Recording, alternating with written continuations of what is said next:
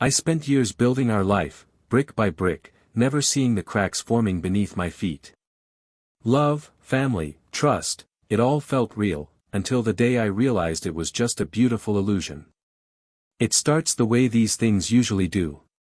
Subtle shifts. A little more phone checking.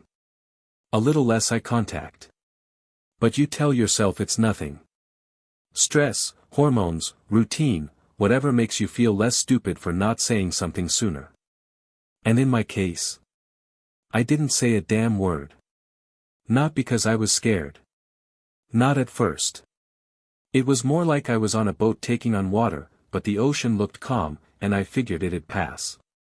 That's the kind of fool I was, practical, successful, but still blind as a bat when it came to the one person I trusted most.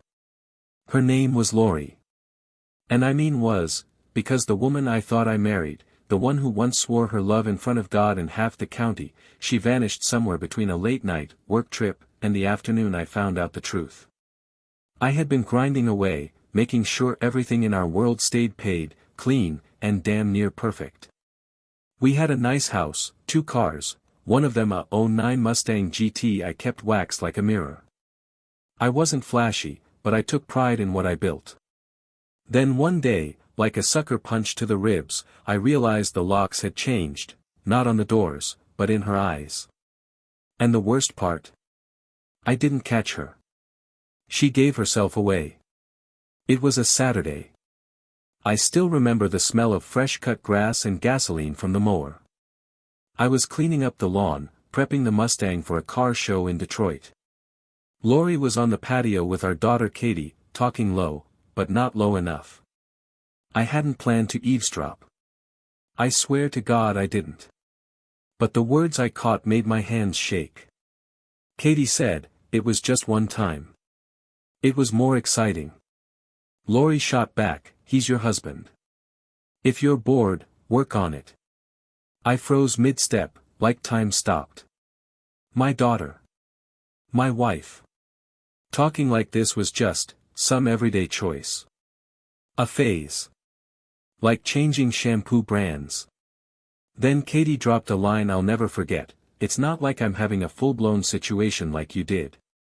And Dad forgave you, didn't he?" I turned off the mower, slow, deliberate. They both looked at me, like ghosts who hadn't realized they were dead yet. Lori's face fell. Katie went pale. I didn't say anything right away, I just let the silence press down on all of us like a casket lid. Then Lori, bold as ever, tried to spin it. "Mark, I'm sorry." "Don't," I said. "Just, don't." She tried again. "We can fix this." I looked her in the eye. "You already tried to fix it. Just not with me. You know, there's a line in every man's life, the one between being strong and being done. And that day, I crossed it.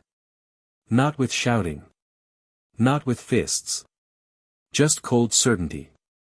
I told her to be gone by the time I got back from the car show. Not because I didn't care. Hell, I cared too much. That's the only reason it hurt like hell. But I knew one thing for sure, I wasn't going to let the person who wrecked my heart live rent-free in my house or my head. And the Mustang? I drove it like it was the last thing I still owned that hadn't lied to me.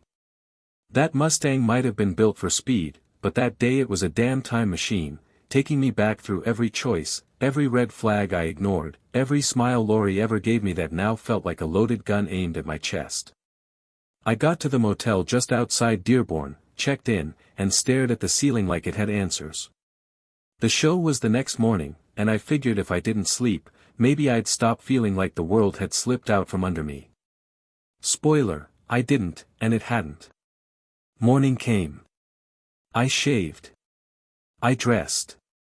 I did the one thing I still knew how to do, I cleaned that car like it was my salvation. Waxed it down to the last chrome edge. Tires gleamed. Leather buffed. Every surface spotless. I couldn't clean my soul, but damn it, I could detail a Mustang. Normally, she'd have been there, Lori, walking around with me, chatting with other wives about vacations and renovations. Not this year. This year, it was just me and the quiet thrum of betrayal in my ears. Someone eventually asked, "Where's your wife?" "At home," I said, trying not to spit the words. She had other plans. That night, I ate dinner alone at a diner that smelled like burnt coffee and broken dreams. The waitress asked if I wanted dessert. I almost laughed. "Lady, I just watched 30 years of my life go up in smoke, do I look like I want pie?" The next day, I headed home. Thought maybe, just maybe, she'd respected what I said. That she'd be gone. She wasn't. Her car was still in the driveway. So was her brother's. And a rental. I opened the door and there they were, Lori, her parents, Katie, and Eric, Katie's boyfriend, the poor bastard. It looked like an intervention except no one had the guts to say what it was really about. "Why are you still here?" I asked, before the door even closed. Lori's dad stood up. "Mark, let's talk this through. You've always been a great son-in-law." "Yeah." "I was relieved when Lori picked you over that football player," he added, chuckling nervously. "You mean Todd?" I said flatly. "Honestly, I wish she had married him. I could have dodged all this." He blinked, stunned. "Come on, Mark. Every couple has bumps." "This isn't a bump," I said, sharp as a blade. "She's been seeing someone else for a while." Katie looked like she'd been slapped. "You told him," she whispered to her mom. "No," I answered for her. "She didn't." "You did." Eric's face dropped. "Wait, what is this?" It all unraveled from there. Katie trying to backpedal, Lori crying, her mom rubbing her shoulder like that was going to erase the mess. I just walked past them and went upstairs. Packed in silence. Lori followed me. "Are you happy now?" she snapped. "You made me look like a monster in front of my family." I looked her dead in the eye. "I didn't make you look like anything. You just finally stopped pretending." She didn't say anything to that. Instead, she sat on the bed like she belonged there. Like the last 2 days didn't happen. I zipped my bag and said, "You've got one more chance to leave before I have you removed." "Mark," she said, softer now, "you don't mean that." I meant every word. And I did. Because in that moment, it wasn't just about the cheating. It was about the years. The lies. The time I couldn't get back. When a woman looks you in the eyes and lies like she's brushing her teeth, routine, easy, practiced, you either drown in it, or you learn to breathe underwater. I was done drowning. The thing people never tell you about betrayal is how slow the anger comes. At first, it's just silence, not peace, just numbness. Like walking barefoot on broken glass, wondering why your feet feel wet. It's not till you look down that you realize you're bleeding. That's how it was for me. The day I got back from the show, everything felt unreal. Like I'd walked into someone else's movie, one where the loyal husband comes home to find his wife sitting between her mother and daughter like she's just finished baking cookies, not dismantling her marriage piece by piece. She didn't leave. She didn't even pack. I told her again, firm but low, I wasn't asking. I gave her until Monday. That night, I didn't cry. I didn't rage. I opened my laptop, found an old friend who'd gone into law, and asked for a name. Not just any attorney. I wanted a shark. A real son of a gun. And my buddy delivered. Said this guy once got a man full custody and the house after his wife tried to sue him while pregnant, with another guy's kid. That's who I needed. We met the next day. Over coffee. I told him everything. The way it unfolded. The patio conversation. The Mustang show. My business. The house. The finances. He didn't blink. Just leaned back and said, "You waited. Good. She thinks she's got you trapped. That's the advantage." He gave me a list. Separate your accounts. Document everything. Change your estate paperwork. Quietly pull copies of tax returns, titles, retirement accounts. I spent the next 3 weeks playing house with a woman I didn't recognize, all while building a legal war chest behind her back. She thought I'd softened. Smiled more. Stopped bringing it up. Told herself, maybe I'd let it go. Maybe she'd keep the car, the house, the lifestyle. She didn't realize I was preparing to torch the whole damn script. I had a friend in banking who helped me move half of everything into a temporary holding company, one with my name on it, and a clause that protected it from joint seizure. Perfectly legal. Dad taught me that one. Back when he split from his second wife, he walked away without losing a dime. Said, never let love blind you to paperwork. Turns out I was listening after all. Meanwhile, Lori kept slipping. She was so wrapped up in her other life, whoever he was, wherever they met, that she started getting careless. Missed a mortgage meeting. Used our joint card for a hotel room in the next county over. I tracked the charges. Cross-referenced the dates with the GPS tracker I installed under her car. Yeah. I went full private eye. And I'm not ashamed of it. This was no longer just about betrayal. It was about defense. About making sure when she finally tried to gut me, like she said she would, she'd realize too late the blade was rubber. By the end of the month, I had everything. Receipts. Mileage. Phone logs. Screenshots from the shared cloud she forgot I had access to. Video footage from the nanny cam in the entryway. She walked in holding hands with a man I didn't recognize, twice. It wasn't even about revenge at that point. It was about making sure she couldn't twist the truth. You want to lie? Lie. But you better be ready for discovery. I'd love to tell you that once I had the evidence, it all got easier. But the truth is, it just got clearer. The anger burned hotter. The heartbreak faded into something sharper, purpose. Every move I made was surgical. I smiled through dinners. I kissed her on the cheek before bed. She thought we were healing. I was just waiting for the kill shot. Then came the day. I had my attorney serve her the papers on a Thursday morning. It was raining. She was in the kitchen sipping coffee like we hadn't just spent the last few months sharing a house but not a life. Then a knock. She opened the door. Lori Powski, the guy asked. She nodded. Half asleep. Wearing my hoodie. He handed her the envelope and walked off. She turned around slowly, eyes wide like she'd seen a ghost. You're divorcing me, she whispered. I didn't raise my voice. That's what you said you wanted, remember?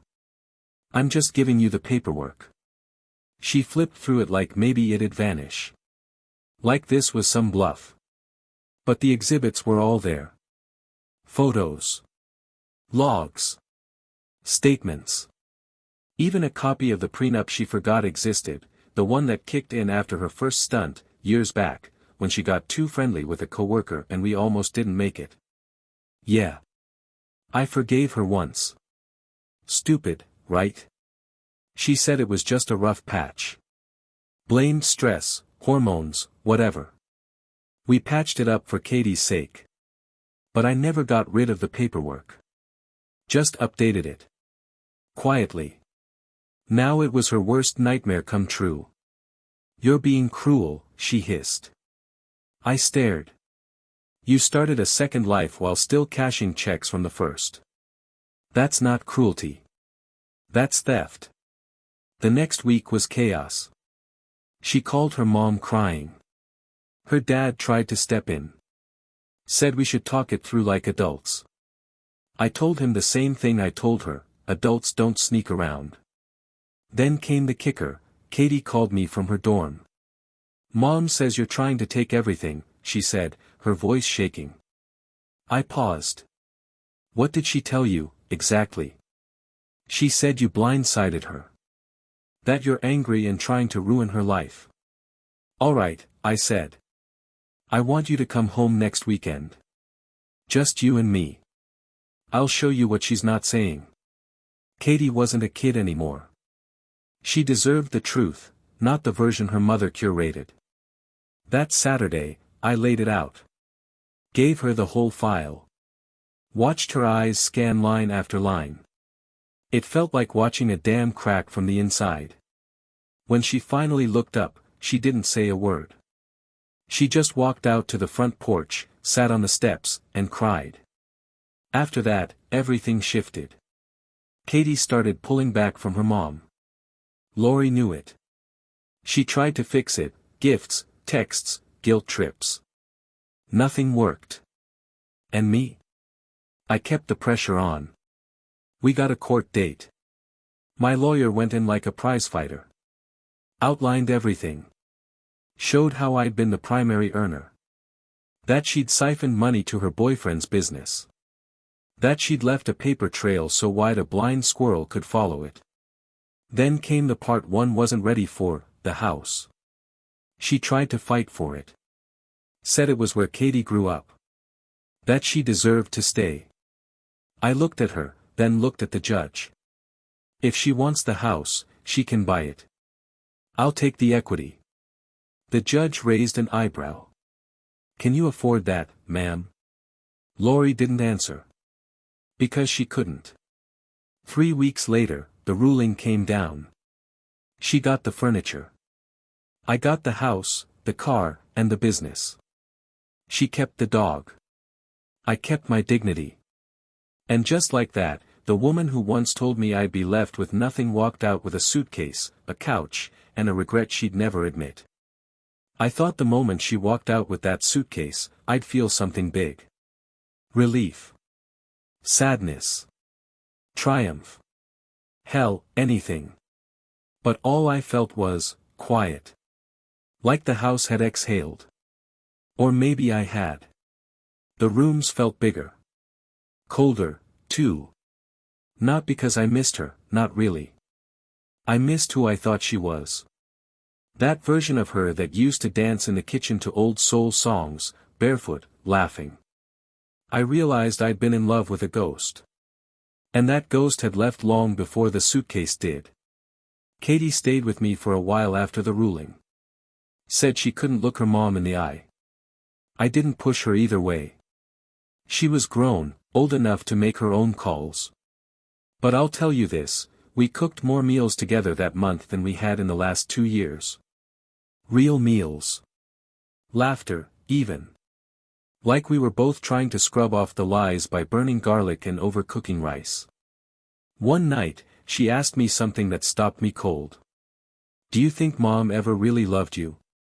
I didn't answer right away. Just took a long pull from my glass and stared out the window. I think she wanted to, I said eventually. Or maybe she loved the life we built. The version of me that gave her everything without asking too many questions. Katie nodded. She didn't push. Then she asked the real gut punch, how do you forgive someone who isn't sorry? Man. That one hit like a freight train. I don't know if you do, I said. But you can move on without forgiving. You just stop letting them live in your head. You box up the past like old photos, the kind you don't look at but can't quite throw away. You put it on a shelf and build a new room. She hugged me after that. Didn't say a word. She didn't have to. Weeks turned into months. I threw myself into the business. We landed a new contract with a parts supplier in Indiana. I was working late again, but this time for me, not for someone else's comfort. And for the first time in a long time, I slept through the night. Then one afternoon, I got a call from Lori. I didn't recognize the number. Almost didn't answer. Wish I hadn't. Mark, she said, her voice cracking like a dusty record. Can we talk? I paused. Let silence hang. I don't think that's a good idea. Please. Just 5 minutes. So I agreed. Against my better judgment. She came by the house that Saturday. Wore the same perfume she used to. I noticed it. Hated that I did. She didn't come to apologize. Not really. She came because reality finally caught up to her. Turns out her boyfriend, the one she threw everything away for, had moved on. Reconciled with his wife. Lori was living in a one-bedroom apartment, picking up shifts at a garden center. The same woman who once bragged about never having to work again was now stacking potting soil for minimum wage. She cried. Said she didn't expect it to end this way. That she thought she'd be happier. That maybe I was the only person who ever really understood her. I listened. I let her get it all out. Then I said, you know what the worst part is? I still remember the day I met you. Every detail. What you wore. What you smelled like. How your laugh made me feel like I belonged. And I wish I could forget all of it. She nodded, eyes wet. I miss who we were, she whispered. I stood. I don't. Because I finally like who I am now. And that guy. He had to lose you to find himself. I walked her to the door. She looked back one last time. Like she was hoping I'd change my mind. But I didn't. Because healing doesn't look like what people think. It's not big or dramatic. It's quiet. It's walking someone to the door and not asking them to stay. Want to keep going with part 6? This is where things start shifting for me, new paths, new faces, and a few unexpected turns. There's something about pain that sharpens your vision. I started noticing things I hadn't in years, like how the house creaked differently at night, or how the quiet wasn't as heavy once it became mine. I rearranged the furniture. Took down the wedding photos. Replaced them with shots from the Mustang show, a framed blueprint of the business, even a faded picture of me and my dad, standing in front of the factory before he handed me the keys. Lori called a few more times after that last talk. I didn't answer. Not once. I'd said everything that needed saying. And more than that, I was done being a character in her story. I was writing my own now. Katie eventually moved out. Got her own place. Still came by every Sunday for dinner. My cooking improved, by the way, though she claims I still burn the chicken. We laughed more than we had in years. And the air between us, it wasn't heavy anymore. No secrets. Just two people learning how to move forward without carrying the old weight. Then one Friday afternoon, I stopped by a little shop I'd passed 100 times but never noticed, vintage signs, gas station pumps, neon clocks. The kind of place that smells like oil and stories. I wandered in, poked around, and that's when I met her. She was behind the counter, fiddling with a radio that wouldn't work.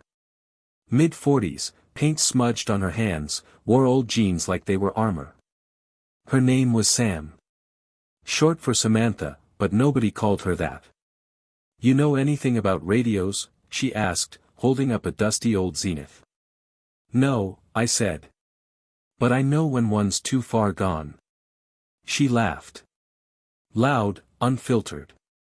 Like she hadn't had to fake a thing in years. I didn't fall in love right there, don't worry, this ain't a fairy tale, but I remember walking out with a smile I hadn't felt in ages. The kind that comes when the ache dulls just enough to remind you what living feels like. Over the next few weeks, I stopped in more. We talked cars, music, bad coffee. Turned out she'd restored a '67 Camaro with her late brother.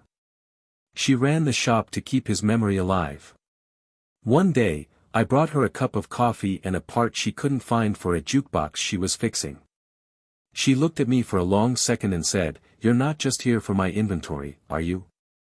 I smiled. Nope. She leaned in. Good.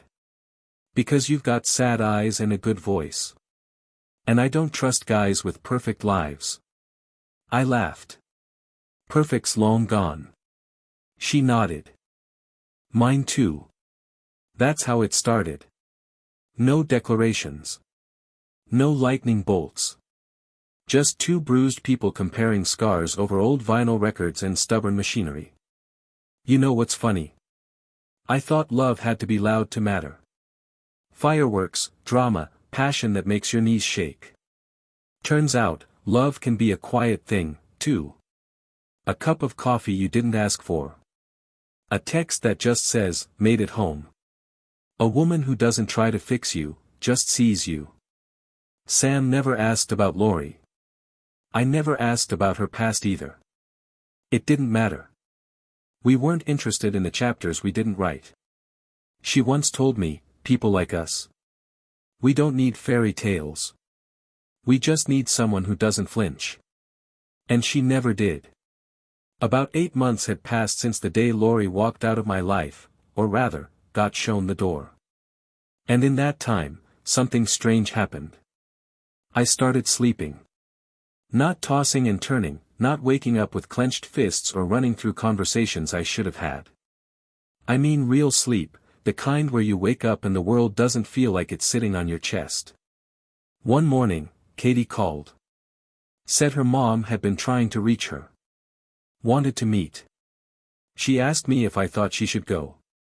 I didn't tell her yes or no. I just said, go if you think there's something left worth hearing. She went. Came back the next day, quiet but not shaken.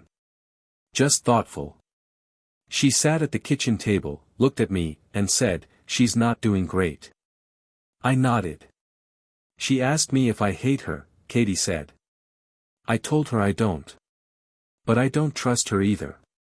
There was pride in that, not because I raised a perfect kid, but because I raised one who understood the difference between forgiveness and permission. One who didn't feel the need to pretend everything was fine just to make someone else comfortable. Katie reached across the table and took my hand. She asked if you'd ever talk to her again. I looked at her, then shook my head. I've got nothing left to say. But that wasn't entirely true. There was something. One last thread still hanging, still tugging. Not because I wanted her back, not because I missed her, but because there's a weight you carry when you don't shut the door all the way. So, I did something I didn't think I ever would. I called her.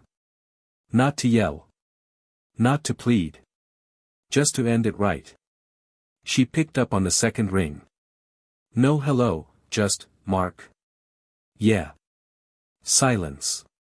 Then, why now? Because I need this to be done, for good. Not angry. Just finished. She didn't argue. Didn't ask for another chance. Maybe she knew this was her last shot at honesty.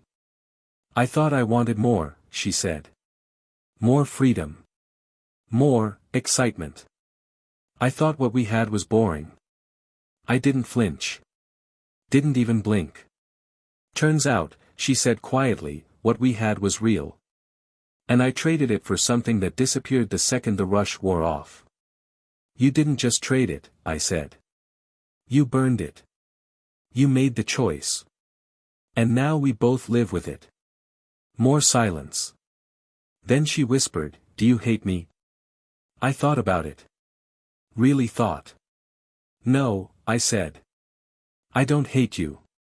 But I don't owe you my heart anymore. I gave it. You broke it.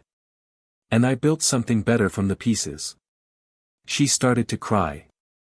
I didn't say anything. Eventually, she said, thank you for answering. Goodbye, Lori. Click. That night, I didn't feel lighter. That's the lie they sell you, that closure comes with some kind of relief. What I felt was, clean. Like walking out of a storm and knowing you're never going back in without an umbrella and a damn good weather app. The next morning, Sam came over. She brought coffee. Smelled like fresh paint and sawdust. I didn't tell her about the call. Didn't need to. She just looked at me, narrowed her eyes, and said, you look like a man who just closed a chapter. I smiled. Maybe I did. She kissed my cheek. Good. Now let's write something better. And you know what? We did. About a year after everything unraveled, I got a letter in the mail. Real old school envelope, no return address. Just my name, written in handwriting I hadn't seen since Katie was in elementary school. Inside was a note from Laurie's mother. She thanked me. Said she didn't know the half of what had gone on between me and her daughter, but she'd seen enough of the aftermath to understand something broke that couldn't be fixed. Then she said this: "I'm sorry for how we all acted. For trying to minimize what she did. I just didn't want to admit my daughter had become someone I didn't recognize." That stuck with me. Because for years, I blamed myself. Thought maybe if I'd been more romantic. Or less predictable. Or worked less. Or worked more. Thought I'd find the magic formula that would have kept her from looking elsewhere. But the truth is, you can give someone the whole damn world, and they'll still go looking for another map if they don't know how to be grateful. After that letter, I did something I hadn't done in a while. I let myself feel proud. Not of surviving. That's baseline. But of growing through it. Because I didn't let her turn me into a bitter man. And believe me, I had every reason to be. But bitterness is heavy. And it doesn't hurt the person who wronged you, it just sits on your chest every morning, making it harder to breathe. Instead, I found peace in smaller things. Evenings with Katie, laughing about old road trips. Sunday mornings with Sam, flipping pancakes and records. Fixing up the garage I'd been meaning to organize for a decade. I even started writing again, short essays, mostly for myself. Stuff I used to bottle up now found its way onto paper, and damn if that didn't feel like therapy. One day, Sam came over with a framed print she found at an antique shop. It said, "Life doesn't start over. It just continues with new rules." I hung it in the office. That became my mantra. A few weeks later, I got a call from Eric, Katie's boyfriend. The same kid who'd stood in my living room looking like he was about to pass out when the truth came crashing down. He asked if he could take me out for a beer. Said he had something to ask me. I laughed. "If it's about Katie, just know I carry a shovel and I'm not afraid to dig deep." He chuckled nervously. "Fair enough. But I think you'll like what I have to say." Turned out, he wanted my blessing. He proposed 2 months later. Katie said yes. And let me tell you, standing there on the day of their engagement party, looking at my daughter, proud and smiling and loved for real, it hit me.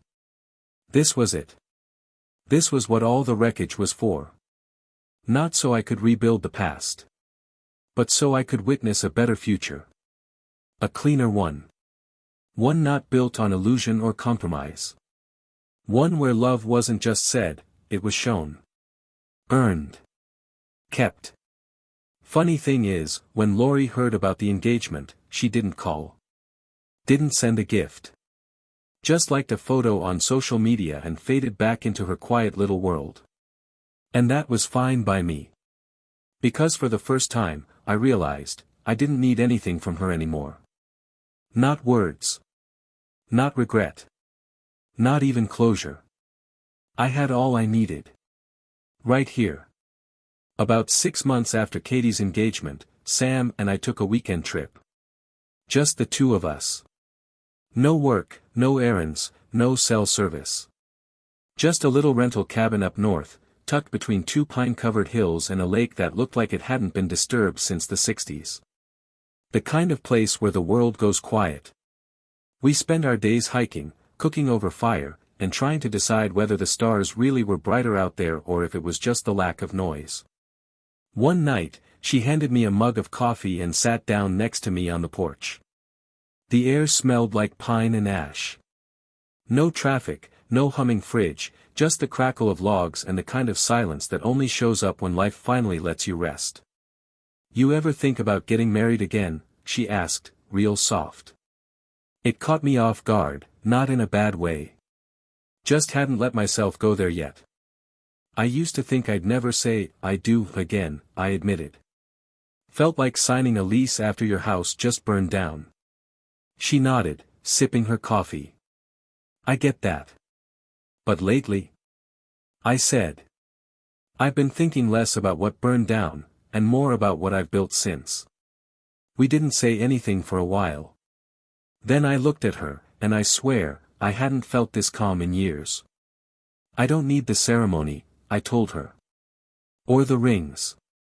But if there's a life we can build together, something honest, quiet, real, I'm in. She leaned her head on my shoulder. That's all I want. No big moment. No flash. Just understanding. That's the thing people forget, real love doesn't always scream. Sometimes, it's just a woman resting her head on your shoulder while the fire burns down to embers. We didn't rush anything. Still haven't. We've talked about a small ceremony. Maybe next summer. Katie and Eric offered to host it at their place. Sam's thinking about planting sunflowers instead of buying decorations. I'm thinking about asking my brother to officiate, the same guy who once said I'd never find love again unless it hit me in the head with a brick. Turns out love didn't need a brick. Just patience. And maybe a little luck. One afternoon, I was back at the old garage, flipping through a box of old photos. I found one of me and Lori, early days, probably college, both of us smiling like idiots. I looked at it for a long time. Not with hate. Not even sadness. Just, perspective. That kid in the photo? He had no idea what was coming. But the man holding the photo? He made it through. And damn if that doesn't count for something. I put it back in the box. Didn't burn it. Didn't frame it either. Just tucked it away, like a chapter that mattered once, but doesn't define the story. That night, Sam and I sat on the porch again. Different house now, smaller, quieter, but full of warmth. You look peaceful, she said, handing me a beer. I think I am, I replied. For the first time in a long time. And I meant it. Because peace isn't what you get when things go right. It's what you get when you stop chasing the wrong things and start living in the moment, no masks, no expectations. Just truth. They say time heals everything. I don't buy that. Time doesn't heal. It just gives you the space to do the healing yourself, to sift through the wreckage, pull out what's worth saving, and slowly learn how to build again. And that's what I did. Not all at once. Not clean. There were setbacks. Lonely nights. Old habits. The temptation to check her name online, see if she landed on her feet or face. But every time I felt myself drifting backward, I reminded myself of one truth: she's not your future anymore. Stop giving her your present. So I let go. Let go of the anger. The need to win. The imaginary scoreboard I kept in my head. And something strange happened. My life, the one she nearly destroyed, it got better. Not bigger. Just better. Quieter. Kinder. More real. Sam and I didn't rush into marriage, but we did something better, we built a life. Together, by choice. Every single day, a decision. Not out of obligation. Just love, in its most honest form. We planted a garden in the backyard. We argued over what to name the stray cat that adopted us. She won. His name's Rusty, and he acts like he pays rent. Katie and Eric got married the following spring. I walked her down the aisle with tears in my eyes and a heart that finally didn't feel like it was missing something. After the ceremony, Lori approached me. First time I'd seen her in nearly 2 years. She looked older, thinner, like the past had settled into her bones the way regret tends to do when there's no one left to blame. Thank you, she said. Just that. I nodded. Take care of yourself. And we left it there. That was all either of us needed. These days, I don't think much about what happened. Not because it doesn't matter, it does. It shaped me. Scarred me in places no one can see. But those scars, they're not weaknesses. They're reminders. That I survived. That I stood back up. That I didn't let someone else's betrayal turn me into a man I didn't recognize. And now? Now I live a good life. A life I built with my own hands. A life I'm proud of. It doesn't look like the one I imagined when I said my vows all those years ago, but maybe that's the point. Sometimes the best endings come after the worst beginnings. Sometimes the love that lasts isn't the one that starts with fire. It's the one that comes after the smoke clears. So if you're where I was, standing in the ruins, wondering if it'll ever stop hurting, let me say this. It will. Not overnight. Not without scars. But one day, you'll wake up, look around, and realize the storm has passed. And the man you became because of it? He's stronger. Wiser. And if you did the work, a hell of a lot freer. Thanks for sticking with me through the whole damn thing. It wasn't pretty. It wasn't easy. But it was true. And sometimes, that's all we need. Cheers, brother.